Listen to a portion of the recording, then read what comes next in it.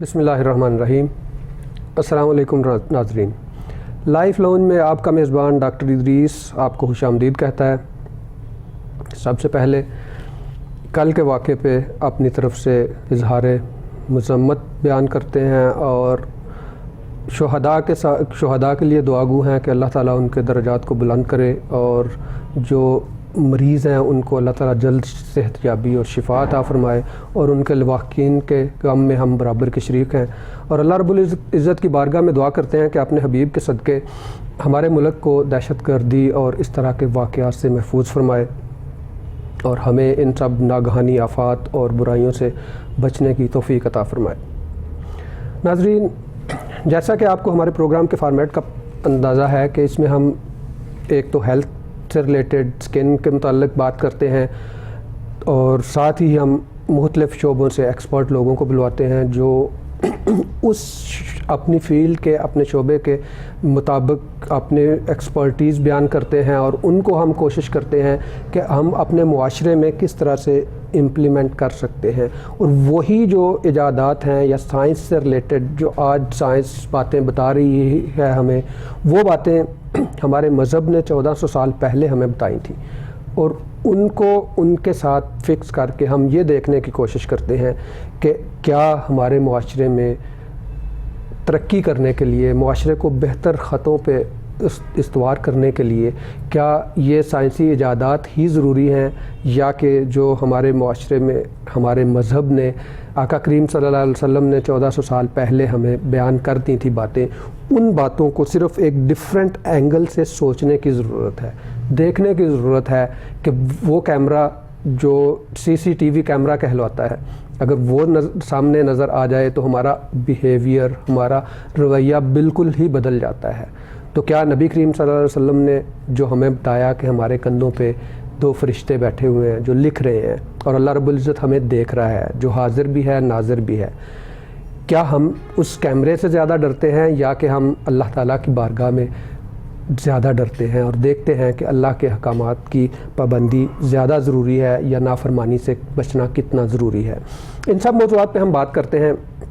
آج جو ہم نے موضوع لیا ہے وہ سکن سے ریلیٹڈ، تو ہم ایکنی ہی کو کنٹینیو کریں گے۔ ایکنی پہ ہم نے پچھلے 2 پروگرامز میں بات کی۔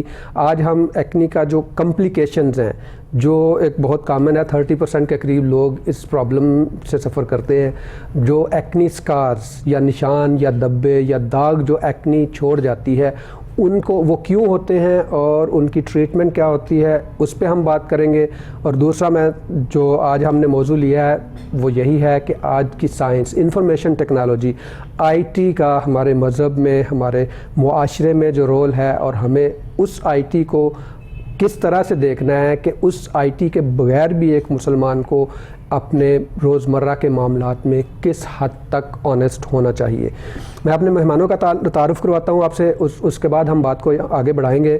میرے پہلے مہمان ہیں جناب محمود قادری صاحب۔ محمود قادری صاحب IT کے ماہر ہیں، بیچلرز کیا ہوا ہے، پھر انہوں نے ماسٹرز کیا ہوا ہے بزنس اینڈ ایڈمنسٹریشن میں، اور تصوف پہ بھی یہ گہری نظر رکھتے ہیں۔ ہم ان سے بہت ساری باتیں کریں گے، IT سے متعلق بھی، اور اس کو معاشرے میں کس طرح سے ڈالتے ہیں اس سے متعلق بھی۔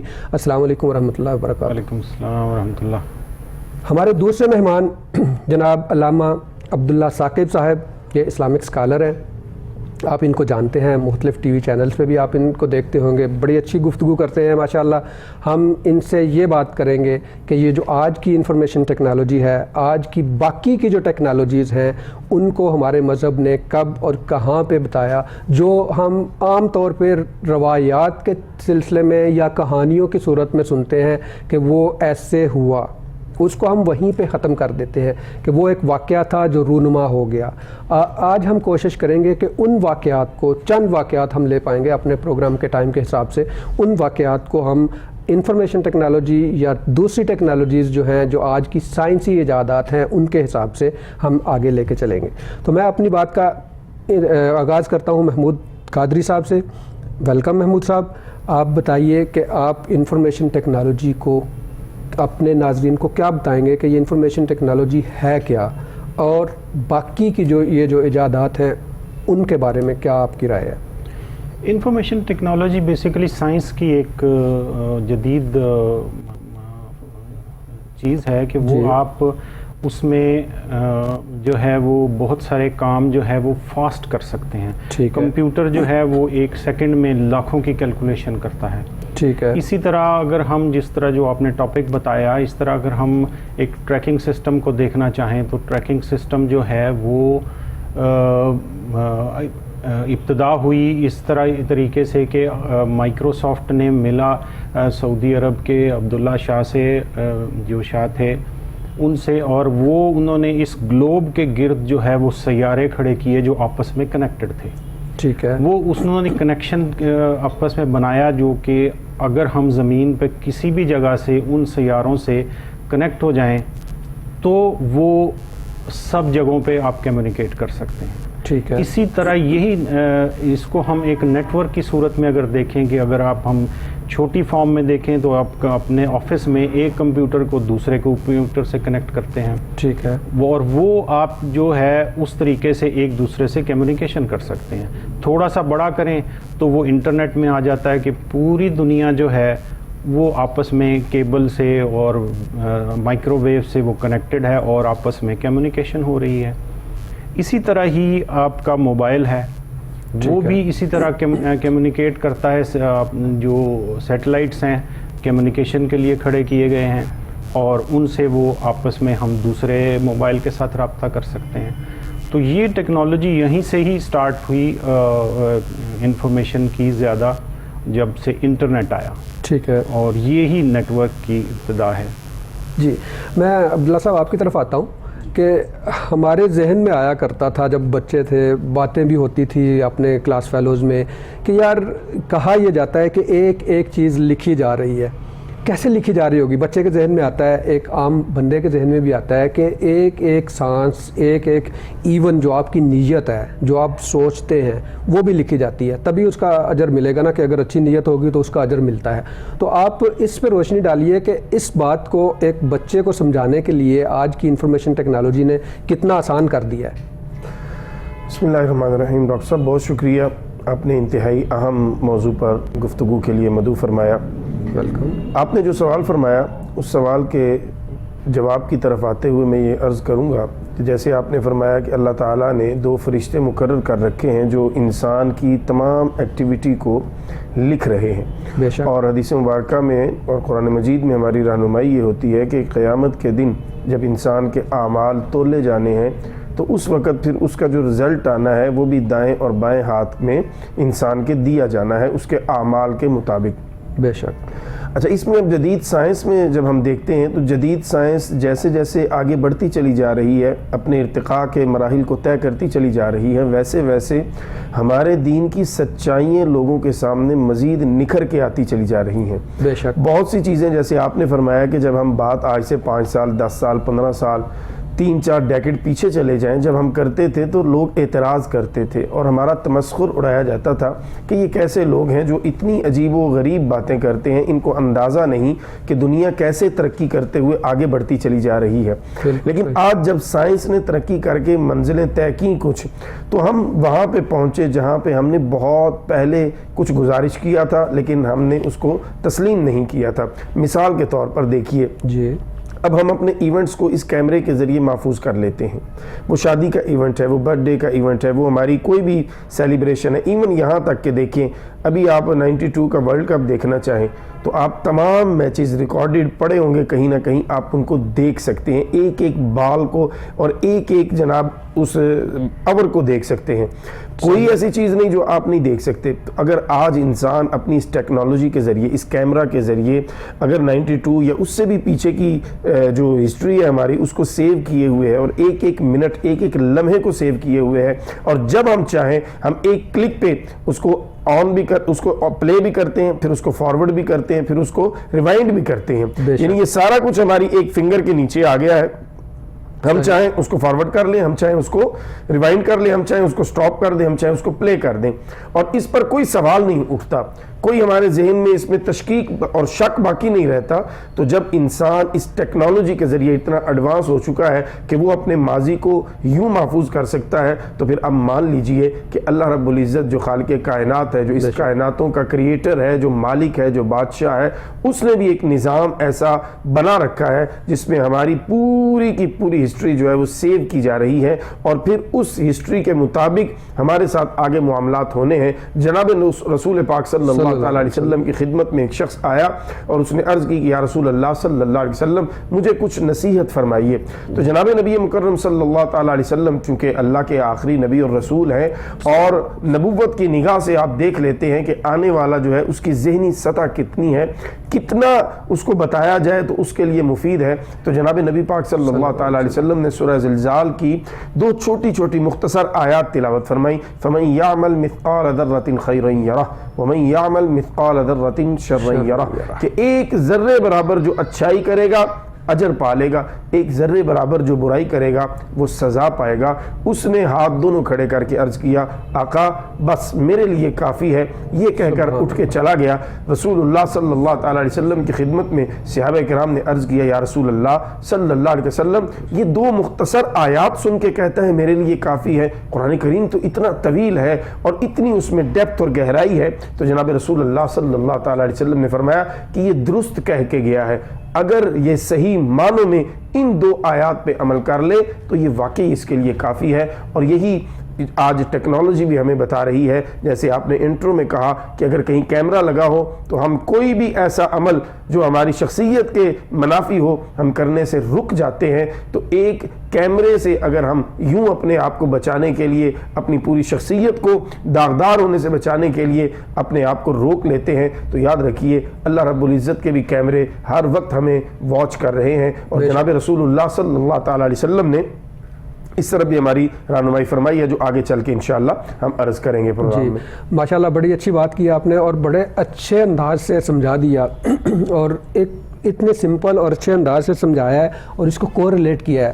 ایکچولی میں چاہتا بھی یہی ہوں کہ آج کی سائنس کو اگر ہم کوریلیٹ کر کے اپنے مذہب کو سامنے لے کے آئیں گے تو وہ ہماری وہ جنریشن جو صرف سائنس کو پڑھ کے مذہب سے دور ہوتی جا رہی ہے انہیں بھی اندازہ ہوگا کہ نہیں, اصل میں سائنس پڑھنے کا مطلب یہ ہے کہ آپ مذہب سے اور قریب ہوتے جائیں. بے شک بڑی اچھی بات کی آپ نے. ایک بریک کا ٹائم ہو رہا ہے ناظرین, بریک لیتے ہیں اور اس کے بعد اس موضوع کو یہیں سے آگے لے کے جائیں گے. ملتے ہیں ایک بریک.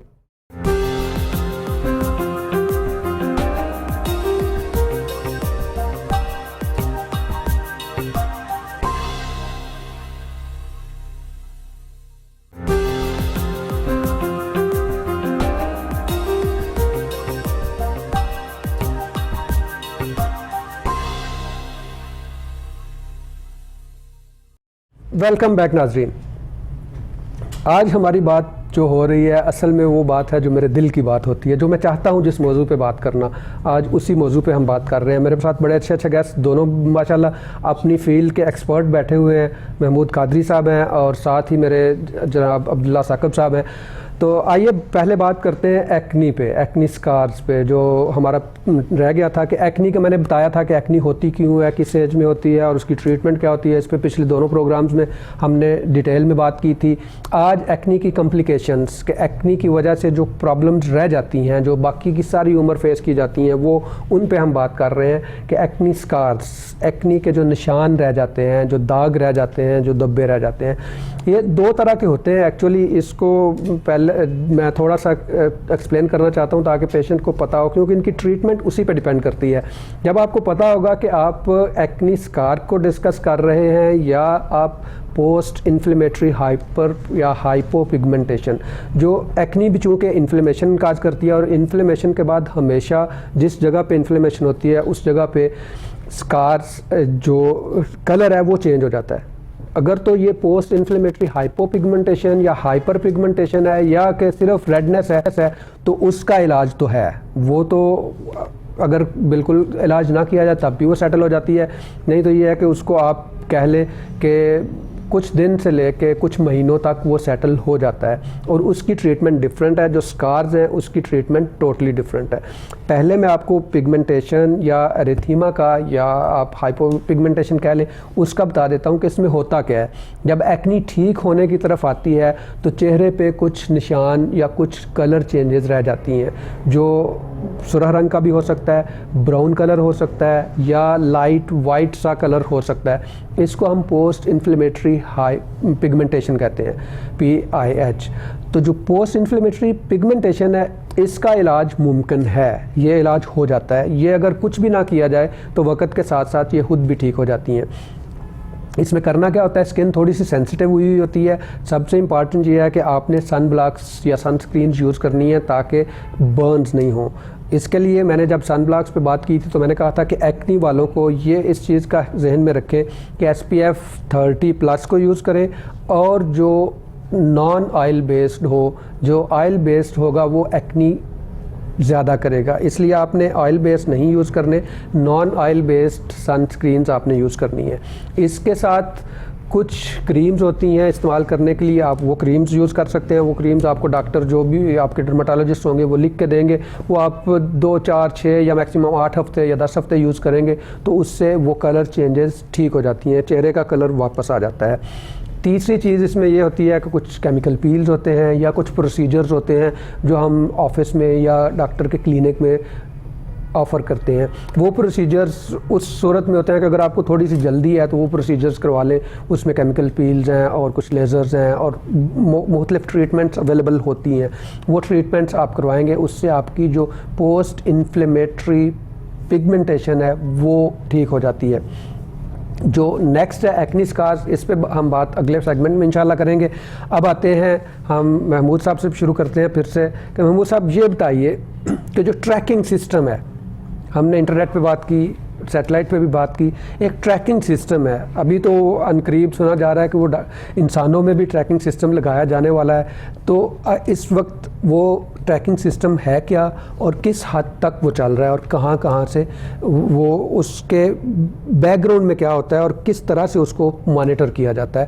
آپ اس پہ اپنا بتائیے کیا ہو سکتا ہے. پہلے جیسے میں نے عرض کی کہ جو سیٹلائٹس ہیں ان کے ساتھ آپ کی کمیونیکیشن ہوتی ہے. جی, ٹریکنگ سسٹم بھی یہ ہے کہ ایک ڈیوائس آپ کی جو چیز آپ نے ٹریک کرنی ہے, انسان ہے یا آپ کی گاڑی ہے یا موبائل ہے, تو وہاں وہ ایک ڈیوائس ٹریکنگ لگائی جاتی ہے جس کے ساتھ وہ سیٹلائٹ جو ہے وہ کنیکٹ ہوتا ہے. ٹھیک ہے. اور دوسری طرف جہاں سے مانیٹر کیا جاتا ہے وہ بھی سیٹلائٹ کے ساتھ کنیکٹ ہوتا ہے. تو اس طریقے سے وہ جو کنٹرولنگ والی جگہ ہے, کنٹرول روم ہے, وہ جا کے کنیکٹ ہو جاتا ہے ڈائریکٹلی اس ڈیوائس کے ساتھ یا آدمی کے ساتھ. تو وہ اس کو ٹریک کرتا ہے کہ کہاں کہاں وہ جا رہا ہے, کیونکہ سیٹلائٹس جو ہیں وہ پوری گلوب کے ارد گرد کھڑے ہیں. انہیں بالکل لوکیشن کا پتہ ہوتا ہے کہ یہ لانگیٹیوڈ لیٹیٹیوڈ کس جگہ پہ ایگزیکٹ پوائنٹ کر رہا ہے یہ ڈیوائس, اور وہ خود کہاں کھڑے ہیں, تو انہیں کیلکولیشن اس کی ضرورت نہیں ہوتی. اور وہ جہاں وہ ڈیوائس ہوتی ہے اس کو ایگزیکٹ بتاتے ہیں کہ یہ زمین کے اس لانگیٹیوڈ اینڈ لیٹیٹیوڈ کے اس پوائنٹ پر یہ موجود ہے. ٹھیک ہے. تو یہ جس طرح آپ فرما رہے ہیں کہ انسانوں میں بھی ہے, تو یہ ہو رہا ہے آج کل. جو اسپیشلی جو قیدی ہیں ان کو جو خطرناک ہیں ان کو انجیکٹ کی جاتی ہے سم, اور وہ ان کو پھر آزاد چھوڑا جاتا ہے کہ ہاں بھی آپ جہاں جاؤ کرو, ہم آپ کو ٹریک کر رہے ہیں. یہ وہی ہے. اس کو بھی اگر آپ تصوف کے حوالے سے ساتھ لگاتے ہیں تو وہ بھی آپ کا روحانی تعلق ہو جاتا ہے. آپ جب آنکھ بند کرتے ہیں تو آپ روح کو روح سے کنیکٹ کر لیتے ہیں. پھر جو آدمی روحانیت میں ایکسپرٹ ہوتا ہے وہ آنکھ کھول کے بھی آپ کی اس کی کمیونیکیشن ہو جاتی ہے.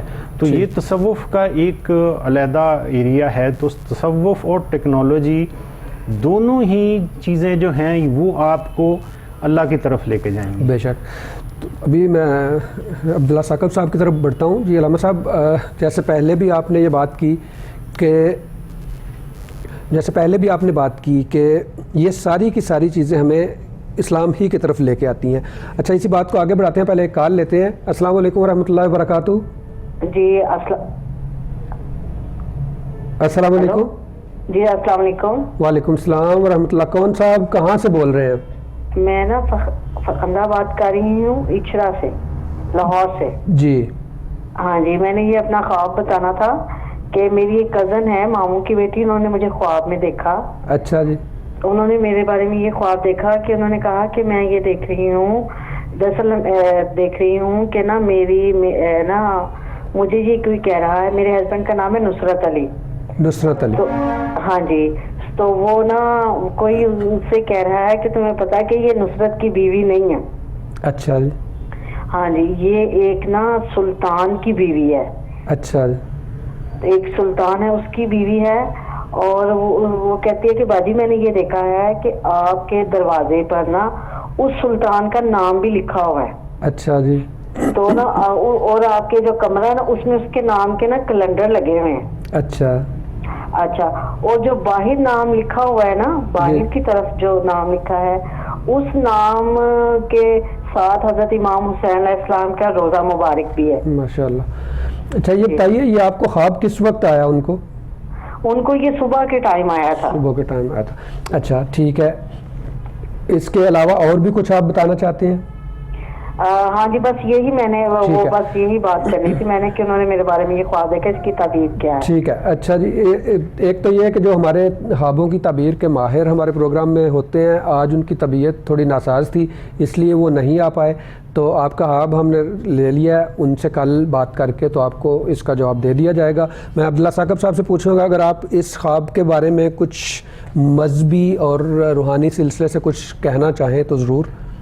इसमें ख्वाब तो देखें, एक हवाले से ये जो शौहर के नाम की तब्दीली का कह रही हैं, इनके लिए ये थोड़ा सा परेशानी का सबब बन रहा है, लेकिन दूसरा पहलू इसका जो है हज़रत इमाम हुसैन रज़ियल्लाहु ताला के हवाला से जो इनको बताया गया कि उनका रोज़ा मुबारक की तस्वीर सामने थी, तो वो एक अच्छा पहलू भी है इसका।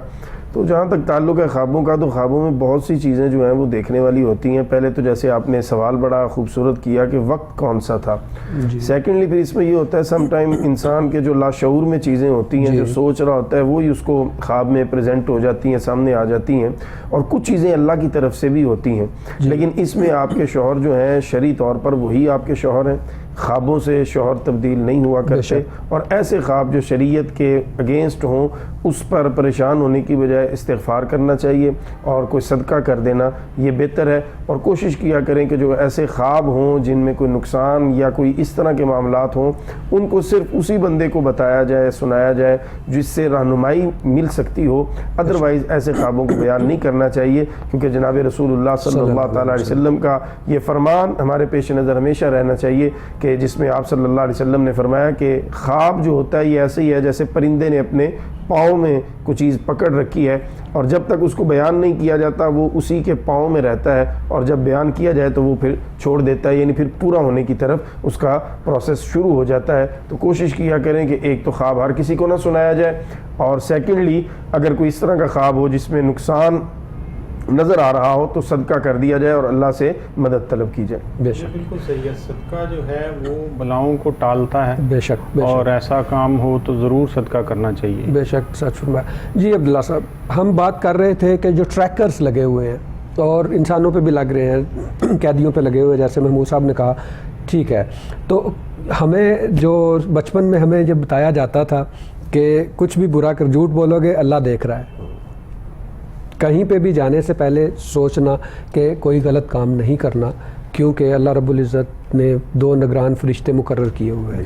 तो मैं चाहूँगा कि आप इस पे इरशाद फरमाएं और थोड़ी सी रोशनी डालें, ताकि हमारे व्यूअर्स को ये थोड़ा सा इस एंगल से भी सोचने का मौका मिल सके कि हम जहाँ कहीं भी जाते हैं, अगर वहाँ पे कैमरा नहीं लगा हुआ तो भी ट्रैकर्स हमारे साथ हैं।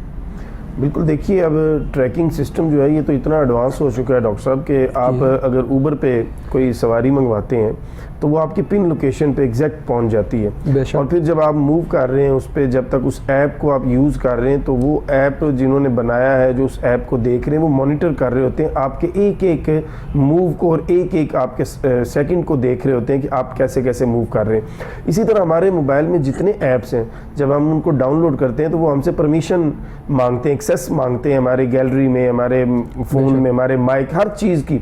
और इसी तरह मैप जब हम करते हैं तो वो हमारी लोकेशन اچھا وہ لوکیشن ہماری خود بخود اگر آپ نے اس کو آف نہیں کیا ہوا تو وہ جہاں جہاں آپ جا رہے ہیں وہ ایٹومیٹکلی وہاں سیو ہوتی چلی جا رہی ہے. اور کوئی بھی جو اس شعبے کا ماہر ہے جیسے محمود صاحب تشریف فرما ہے, اگر وہ تھوڑا سا اس پہ دیکھیں گے تو آپ کی پوری ہسٹری نکال کے وہ رکھ دیں گے کہ آپ اس ٹائم پہ فلاں جگہ, اس ٹائم فلاں جگہ. اسی طرح موبائل فون ہمارے پاس ہوتا ہے. اچھا آج کل دیکھیں جہاں بھی کوئی جرم ہوتا ہے, جہاں بھی کوئی مرڈر ہو گیا یا کوئی اس طرح جس طرح بلاسٹ انارکلی کا کل بدقسمتی سے ہوا, اس میں بھی یہ چیزیں جو ہیں یہ بڑا مدد کرتی ہیں مجرموں تک پہنچنے میں. موبائل فون کالز کے ذریعے, موبائل فون لوکیشن کے ذریعے کہ آپ اس وقت اس ٹاور کے ساتھ کنیکٹ تھے, آپ یہاں اسی ایریا میں اسی راؤنڈ اباؤٹ میں موجود تھے. تو ٹیکنالوجی نے جب ہمارے ایک ایک سیکنڈ کو کیچ کرنا شروع کر دیا اور ہمیں کیچ کرنا شروع کر دیا, یعنی ہم جتنا مرضی چھپنا چاہیں پولیس والے ہمیں اب پکڑ لیتے ہیں. اب ان کی پہنچ سے بچنا یہ اتنا ایزی نہیں رہا, صرف اور صرف اس ٹیکنالوجی کی وجہ سے. ہم اس بات کو یہیں سے آگے بڑھاتے ہیں. عبداللہ صاحب ایک بریک کا ٹائم ہے, بریک لیتے ہیں اور بریک کے بعد انشاءاللہ یہیں سے آگے بڑھیں گے. ملتے ہیں ایک بریک کے بعد.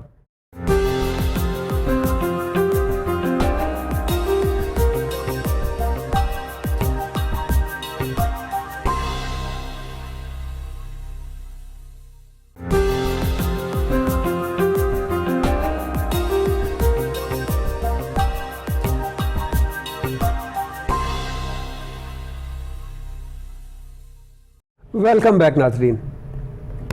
آج بڑی مزے کی باتیں ہو رہی ہیں, جیسے میں نے پہلے بھی کہا کہ میرے دل کی باتیں ہو رہی ہیں, تو انہی باتوں کو آگے بڑھاتے ہیں. آج میرا دل کر رہا تھا کہ ایکنی پہ نہ بھی بات کی جائے, اتنی زیادہ تو کوئی بات نہیں ہے, کیونکہ اس طرح کے لرنڈ پرسن ہر روز آپ کے ہاتھ نہیں لگتے. کبھی کبھار اس طرح کا پینل بنتا ہے تو اس پینل میں پھر اسی حساب سے بات ہوتی ہے. تو ایکنی کی ٹریٹمنٹ جو باقی میں نے کہا تھا, ایکنی سکارز کی ٹریٹمنٹ, وہ میں اگلے سیگمنٹ پہ لے کے جاؤں گا. اور میں عبداللہ ثاقب صاحب کی طرف جاتا ہوں. عبداللہ صاحب آپ بات کر رہے تھے, وہیں سے کنٹینیو کرتے ہیں. یہ تو میں یہ کہہ رہا تھا کہ جیسے کوئی بھی جرم اب کر کے بچنا ناممکن ہے تقریباً, وہ آپ ٹریس ہو جائیں گے, کسی نہ کسی طرح ٹریک ہو جائیں گے, ٹریپ ہو جائیں گے اور پکڑے جائیں گے. اسی طرح اللہ رب العزت کا ایک نظام ہے, اس نظام کے تحت انسان کی ایک ایک موومنٹ اور ایک ایک اس کا جو مقام ہے, جہاں وہ گیا, جہاں رکا, جہاں اس نے جو کیا, وہ ریکارڈ ہو رہا ہے. اس سے بچنا اس کے لیے پاسبل نہیں. قرآن کریم نے اس کو یوں بیان کیا, الیوم نختم علی افواہہم وتکلمنا ایدیہم وتشہد ارجلہم بما کانوا یکسبون. کہ انسان کیسے فرار ہو سکتا ہے, کیسے سوچ سکتا ہے کہ میں کوئی گناہ کر کے اس کو چھپا لوں گا. قیامت کے دن فرمایا ہم آپ کے منہ پہ مہریں لگا دیں گے, تم بولنا چاہو گے بول نہیں سکو گے. یا اللہ پھر کیا ہوگا؟ فرمایا تکلمنا ایدیہم, تمہارے ہاتھ بول لیں گے, تمہارے پاؤں بول لیں گے. یعنی ہمارے یہ اعضاء جو ہیں یہی ہمارے ٹریکر بن جائیں گے, یہی ہمارے خلاف اور ہمارے حق میں وہاں گواہیاں دے رہے ہوں گے. تو اب بندہ ہاتھ تو کہیں رکھ کے جانے سے رہا, بندہ اپنے پاؤں تو کہیں رکھ کے جانے سے رہا, یہ تو ساتھ ہی چلیں گے. اور قرآن یہ کہہ رہا ہے کہ یہ ایسا اللہ کا ٹریکنگ نظام ہے کہ یہی اللہ کے وہ ٹریکر ہیں, یہی بولیں گے, یہی بتائیں گے. اور پھر یہ جو دو اللہ کے نمائندے بیٹھے ہوئے ہیں جو آپ کے ایک ایک پل کو لکھ رہے ہیں, وہ آپ کو ٹریک کر رہے ہیں. آپ کہیں بھی بچ نہیں سکتے, چھپ نہیں سکتے. کوئی بھی جو کام آپ کریں گے اس کا حساب آپ کو یہاں بھی دینا پڑے گا, وہاں جا کے بھی دینا پڑے گا. شاید کل تک یہ بات مجھے آپ کو سمجھانی بہت مشکل ہوتی, لیکن اب اس ٹیکنالوجی نے میرے لیے بہت آسانی کر دی, کسی بھی دین کے اسٹوڈنٹ کے لیے بہت آسان کر دیا آپ کو یہ سمجھانا کہ اللہ ہمیں دیکھ رہا ہے. اللہ ہمیں نہ صرف دیکھ رہا ہے بلکہ اللہ تعالی ہمارے معاملات جو ہیں ان کو بھی اپنے پوری طرح سے نظر میں لیے ہوئے ہے. اور اللہ کے نمائندے فرشتوں کی صورت میں ہوں یا یہ ہمارے اعضاء کی صورت میں ہوں, یہ ہر پل ہر لمحہ ہمارے ساتھ ہیں. ان کو ہم اپنے سے جدا نہیں کر سکتے. ہاں دنیاوی ٹیکنالوجی ابھی اتنی ایڈوانس نہیں ہوئی, گاڑی میں ٹریکر لگا ہوتا ہے تو اس کو کسی نہ کسی طرح سے ہیک کر کے جیم کر کے کچھ نہ کچھ کر لیا جاتا ہے. لیکن یہ جو اللہ کے ٹریکر ہیں ان کو آپ کسی صورت بھی نہ جیم کر سکتے ہیں, نہ اپنے کام سے روک سکتے ہیں. اور جیسے جیسے آگے کا سفر ارتقاء کا, جیسے میں نے شروع میں کہا, سائنس کرتی چلی جائے گی, مزید ہمارے دین کی سچائیاں نکھر کے سامنے آتی چلی جائیں گی. بے شک. میں ہمیشہ کہتا ہوں کہ میرے نانا ابو اللہ تعالیٰ جنت نصیب کرے جب حج کے لیے گئے تو وہ 6 مہینے لگے ان کو.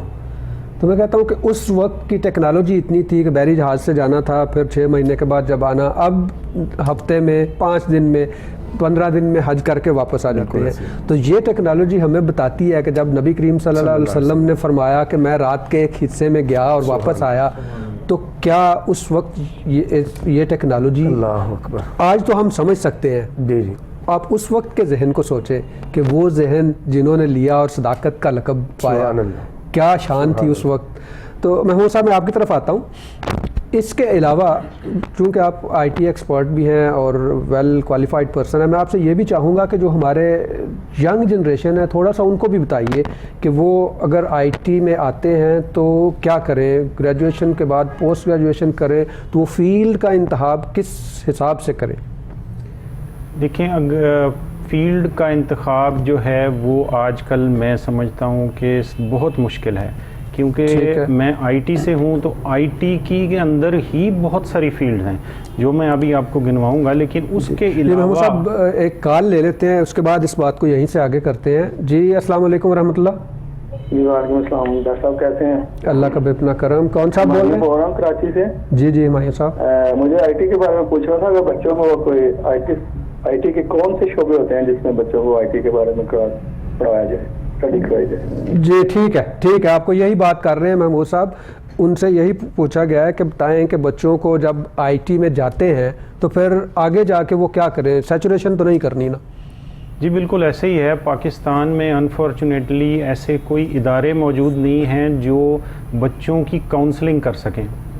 تو میرے ساتھ ایسے سوالات میری فیلڈ کے متعلق آتے رہتے ہیں، اور میں نے زیادہ تر جو سمجھا ہے وہ یہ ہے کہ اسٹوڈنٹ تو ہوتا ہی بچہ ہے، اسے تو پتہ نہیں ہوتا زیادہ، لیکن ہمارے ہاں جو والدین ہیں وہ بھی اتنا زیادہ ویل اویئر نہیں ہوتے. تو کاؤنسلنگ لینی چاہیے، ٹیچرز کو ملیں یا کوئی ادارے ایسے پاکستان میں اللہ کرے کہ بنیں کہ وہ اسٹوڈنٹس کو اور پیرنٹس دونوں کو کاؤنسلنگ کریں، وہ سیشنز اٹینڈ کریں، انہیں سمجھ آئے پہلے کہ کون کون سی فیلڈز ہیں. اور یہ جو ادارے ہیں ایسے ہونے چاہیے جو یہ بھی بتائیں اسٹوڈنٹس اور پیرنٹس کو کہ مارکیٹ کی ڈیمانڈ کیا ہے. صحیح. ہر بندہ آئی ٹی ہی کرنا ہے، آئی ٹی ہی کرنا ہے. جیسے میں نے ایک والدین کے ساتھ بیٹھا ہوا تھا تو وہ آئے، جی میری بیٹی جو ہے وہ اس نے جی بڑے اچھے نمبر لیے ہیں تو میں نے تو اس کو ڈاکٹر بنانا ہے. ٹھیک. اچھا جی ٹھیک ہے ڈاکٹر بنائیں. کون سا ڈاکٹر بنانا ہے؟ مطلب دانتوں کا ڈاکٹر بنانا ہے یا فزیو تھراپسٹ بنانا ہے یا MBBS کا؟ انہیں کچھ پتہ نہیں تھا، اس نے صرف یہ پتا تھا کہ جی ڈاکٹر ہوتا ہے کوئی، ٹھیک تو وہ بنانا ہے. تو وہ کویسچن وہ انہیں کچھ پتہ نہیں تھا. نہیں جی آج جتنے پیسے لگ جائیں گے میں ایک زمین اپنی بیچ دوں گا اور میں کر لوں گا. تو ایسا نہیں، آپ کو خود اویئر ہونا ہے، بچوں کو اچھا گائیڈ کرنا ضروری ہے. جی جہاں تک آئی ٹی کی بات ہے، آئی ٹی میں بہت زیادہ فیلڈز ہیں. ایک بڑی فیلڈ ہے جو اس کو آپ سافٹ ویئر کہیں گے. میں آپ کی بات یہاں کاٹتا ہوں. ہمارے ساتھ کراچی سے بشرا صاحبہ ہیں، ان سے بات کرتے ہیں، وہ کچھ پوچھنا چاہ رہے ہیں. السلام علیکم ورحمۃ اللہ. جی بشرا صاحب. وعلیکم السلام. مجھے یہ پوچھنا تھا کہ میری جو اسکن ہے وہ بہت زیادہ ڈرائی ہے، مطلب اوور آل پوری باڈی کی نا. جب میں شاور وغیرہ لیتی ہوں تو میں آئلنگ کرتی ہوں، لیکن مجھے اگلے ہی دن سے دوبارہ سے جیسے وائٹ کلر کی لائنز آنا شروع ہو جاتے ہیں اور بہت زیادہ اسکریچنگ مجھے کرنی پڑتی ہے کیونکہ بہت ڈرائی ہو جاتی ہے میری. ٹھیک ہے. تو ایک تو مجھے یہ پوچھنا تھا، ویسے تو کوئی ایسا کوئی پرابلم نہیں ہے لیکن بس میری اسکن سپر ڈرائی ہے. ٹھیک ہے. آپ کو تھائرائڈ کا یا اور کوئی پرابلم تو نہیں ہے نا؟ تھائرائڈ کا میں نے پہلے ٹیسٹ کرایا تھا تقریباً 1.5 سال پہلے. ٹھیک ہے. تو مجھے تھائرائڈ وغیرہ کا کوئی پرابلم نہیں ہے. ٹھیک ہے. ٹھیک ہے. تو یہ پرابلم آپ کو کب سے ہے؟ مطلب جب سے مجھے یاد پڑتا تو بچپن سے یہ کہ میری اسکن بس بہت ڈرائی ہے. ٹھیک ہے. حالانکہ میں واٹر کنزمپشن بھی اچھی کوانٹٹی میں کرتی ہوں لیکن پھر بھی میری اسکن ڈرائی رہتی ہے. ٹھیک ہے. میں آپ کو عرض کرتا ہوں اس پہ بھی. تھینک یو ویری مچ، بہت بہت شکریہ کال کرنے کا. جی بشرا صاحبہ نے کویشچن کیا کہ محمود صاحب میں ان کو ذرا آنسر کر دوں پھر باتوں میں وہ رہ نہ جائے، کہ ان کی اسکن ڈرائی رہتی ہے اور بچپن سے، یا ان کو موسٹ پرابلی یا تو ایگزیما ہوگا یا پھر زیروسز ایک پرابلم ہوتی ہے جس کو ہم کہتے ہیں. ڈرائی اسکن بھی ایک بہت بڑا ایشو ہے، اسپیشلی آج کل کے سردیوں میں یہ بہت بڑھ جاتی ہے اور اس کی کچھ ریزنز ہوتی ہیں. سب سے پہلے تو یہ ہے کہ انہوں نے پانی کا بتایا کہ وہ اچھے خاصا پانی لے لیتی ہیں. دیٹس ویری امپارٹنٹ، انہیں پانی پینا چاہیے کیونکہ یہ موئسچرائزر کی کمی ہے. اسکن کا موئسچرائزڈ پورشن جو ہے وہ کم ہو جاتا ہے. اسکن کی جو پانی کا کانٹینٹ ہے وہ جب کم ہو جاتا ہے تو وہ اس سے پھر ٹھنڈ جو ہے ڈرائینس ہو جاتی ہے، خشکی ہو جاتی ہے. اب میں جلد تھوڑا سا اس کا آنسر دے دیتا ہوں، کسی پروگرام میں اس پہ ڈیٹیل پہ بھی انشاءاللہ بات کریں گے۔ اب آپ نے یہ کرنا ہے کہ ایک تو پانی آپ نے زیادہ پینا ہے تاکہ اندر سے آپ کا موئسچرائزر رہے، اور دوسرا آپ نے یہ کوشش کرنی ہے کہ باہر سے آپ کا اسکن کا جو موئسچرائزر ہے وہ کم نہیں ہو۔ اس کے لیے آپ کو 3-4 چیزوں کو ذہن میں رکھنا ہے۔ ایک تو یہ کہ آپ نے جو موئسچرائزر ہیں وہ یوز کرنے ہیں، آئل بیسڈ کریں گے تو وہ تھوڑی دیر زیادہ رکتے ہیں، نمبر 1۔ نمبر 2 آپ نے یہ کرنا ہے کہ آپ نے جب شاور لینا ہے تو نارمل پانی سے یا نیم گرم پانی سے شاور لیں، بہت زیادہ گرم پانی سے شاور نہیں لیں اور بہت لمبا نہیں لیں، 5 سے 10 منٹ سے زیادہ شاور نہیں لیں، کیونکہ اس سے بھی اسکن کا موئسچرائزر جو ہے وہ کم ہوتا ہے اور اسکن ڈرائنس کی طرف جاتی ہے۔ اور تیسری چیز آپ نے یہ کرنی ہے، جب آپ نے شاور لینا ہے تو اس وقت موئسچرائزر لگانا ہے اور گیلے جسم پہ موئسچرائزر لگا کے اس کو پیڈ ڈرائی کریں تاکہ وہ زیادہ دیر رہے۔ اور ایک کام یہ بھی آپ کر سکتے ہیں کہ آپ جو شاور لے رہے ہیں لاسٹ والے پانی میں اولیو آئل یا کسی بھی آئل کے چند قطرے ڈال کے اس کو اپنے جسم پہ ڈال لیں، تو وہ بھی آپ کا موئسچرائزر جو ہے نا وہ اسکن کا وہ رکھے گا اور اس سے آپ کو ڈرائنس نہیں ہوگی۔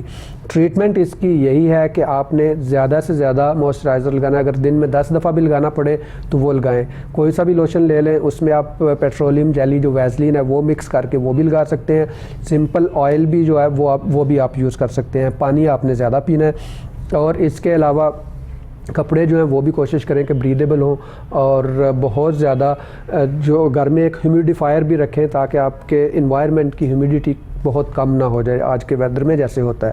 تو محمود صاحب آپ بات کر رہے تھے کاؤنسلنگ کی، ہم اس کو تھوڑا سا شارٹ کرتے ہیں کہ کاؤنسلنگ یہاں کے لیے بہت ضروری ہے کہ آپ نے آئی ٹی میں جانا ہے یا جس بھی فیلڈ میں جانا ہے بہت ضروری ہے۔ اسی کاؤنسلنگ کو آپ تھوڑا سا آگے لے کے جائیں کہ بچوں کو یہ کاؤنسلنگ کیوں نہ کی جائے کہ آپ نے جو کام کرنا ہے اس کی نیت اچھی رکھ کے سوسائٹی کے لیے، ہیومینٹی کے لیے آپ اچھا سوچ کے اس سائڈ پہ جائیں، تاکہ آپ جو بھی کام کریں گے اس پہ جو ہے آپ کو اجر تو ملے گا، اجر بھی ملے، آپ نے دنیا داری تو ہونی ہی ہونی ہے لیکن اجر بھی تھوڑا زیادہ ملے گا۔ میں اسی کا آنسر آپ سے لوں گا لیکن ایک بریک لیتے ہیں، ملتے ہیں کے بعد۔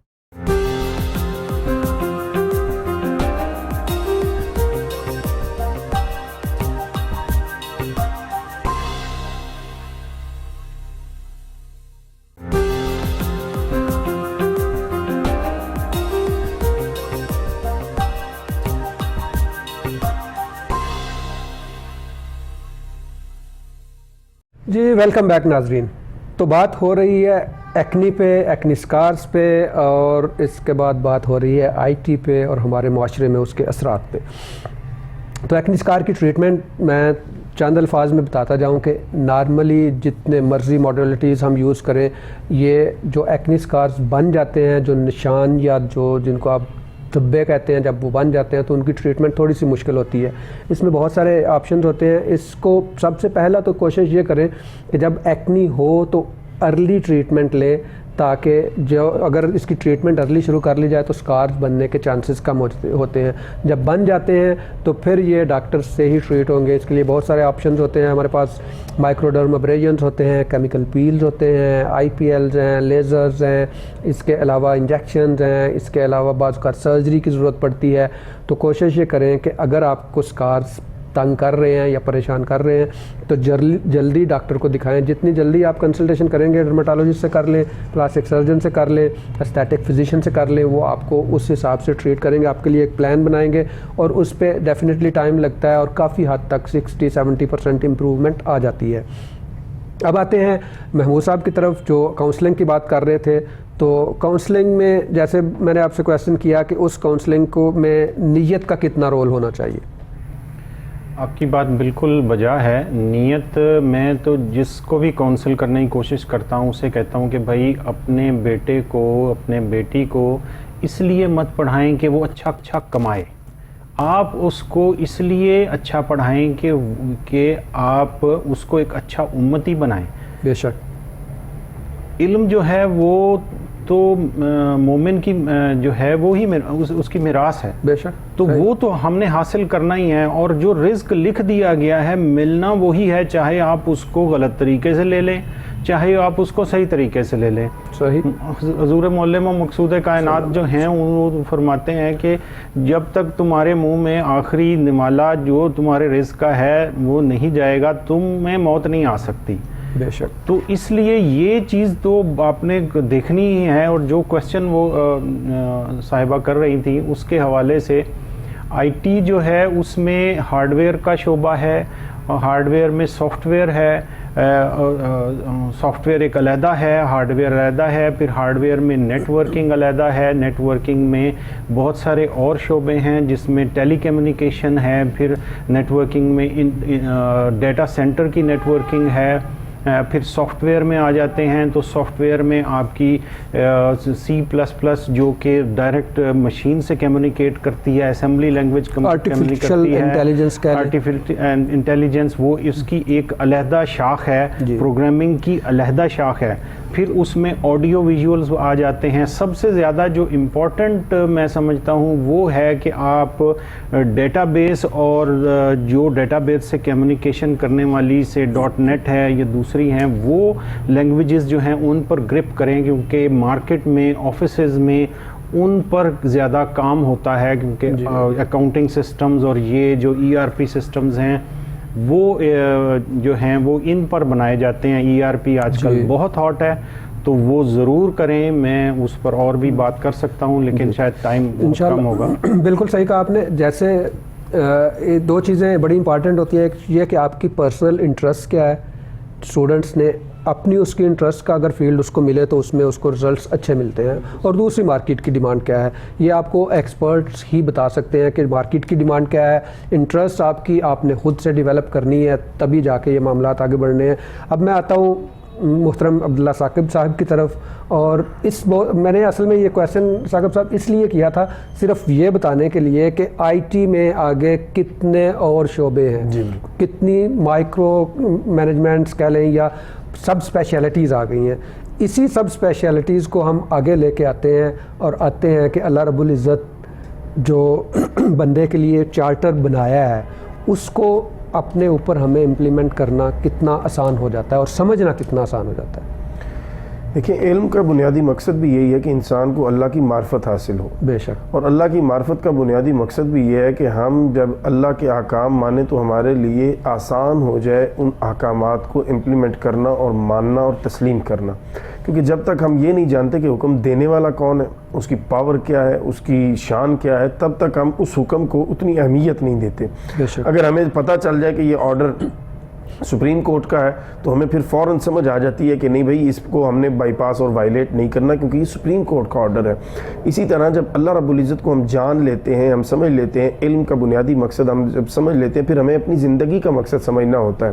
جب ہم اپنی زندگی کا مقصد بھی سمجھ لیتے ہیں کہ اللہ رب العزت نے کائنات میں جو کچھ بنایا ہے ڈائریکٹلی انڈائریکٹلی وہ انسان کے لیے بنایا ہے. یہاں تک کہ قرآن مجید کہتا ہے وَإِنَّ لَكُمْ فِي الْأَنْعَامِ لَعِبْرَةً, ان چار پایوں میں تمہارے لیے عبرت ہے. کیا عبرت ہے؟ فرمایا نسقیکم مما فی بطونها من بین فرث ودم لبنا خالصا سائغا للشاربین. کبھی غور کرو نا, یہ بھینس ہے, یہ بکری ہے, یہ گائے ہے, تمہارے لیے ان میں سے ہم دودھ پیدا کر رہے ہیں. کھا یہ چارہ رہی ہے, سبزہ ہے یا وہ گولڈن کلر کا کوئی بھی اس کا کلر لے لیں. پھر اس کا جو نظام اللہ نے بنایا ہے, بہت سی آپ نے نظام دیکھے ہوں گے جو انسان بناتا ہے لیکن آپ دیکھتے ہیں کہ اس میں کچھ نہ کچھ کہیں نہ کہیں جا کے ڈسٹربنس پیدا ہو جاتی ہے. سم ٹائم پینے والے پانی میں سے اسمیل آتی ہے, پتہ چلتا ہے جی یہ سیوریج کا اور اس کا پائپ آپس میں لائن کہیں مکس ہو گئی ہے. لیکن قرآن مجید دیکھیے دعوت فکر دے رہا ہے. فرمایا کہ ایک طرف اس کا جو لید ہے وہ ہے گوبر ہے, ایک طرف خون کا نظام چل رہا ہے, بیچ میں سے ہم تمہیں خالص سفید دودھ پینے کے لیے دیتے ہیں. نہ اس میں اسمیل آتی ہے نہ اس میں بلڈ کا کلر آتا ہے. اور یہ سب کچھ اس لیے ہوتا ہے آخر میں اللہ رب العزت جو ہماری اس ساری ہمارے تخلیق دے کے ہمیں سب کچھ دینے کے بعد, سب کچھ اپنی نعمتیں دینے کے بعد وَإِن تَعُدُّوا نِعْمَةَ اللَّهِ لَا تُحْصُوهَا, شمار کرنا چاہو, کاؤنٹ کرنا چاہو تو کمپیوٹر جتنے مرضی سپر کمپیوٹر اور جو مرضی کر لو آپ, میری نعمتوں کو تم گن نہیں سکتے. بدقسمتی سے ہم نعمت کو بھی نہیں سمجھے. نعمت کہتے کسے, ہم چند چیزوں کو گن کے کہتے ہیں شاید یہی نعمت ہے. اگر ہم پراپر اس میں جائیں تو اللہ کی نعمتوں کو ہم گن نہیں سکتے, اور وہ ساری کس کے لیے؟ ہمارے لیے. اور ہم کس کے لیے؟ اللہ کے لیے. اور اللہ کا انداز دیکھیے, یا ایھا الانسان, اے میرے بندے, اے میرے انسان, اے میری کریشن, اے میرے پیارے, ما غرک بربک الکریم, تجھے کس شے نے تیرے رب سے دور کر رکھا ہے؟ کیوں اپنے رب سے منہ موڑ رہا ہے؟ کس طرف جانا چاہتا ہے؟ میرے علاوہ تیرا ہے کون؟ میرے علاوہ کون تجھے سنبھالے گا؟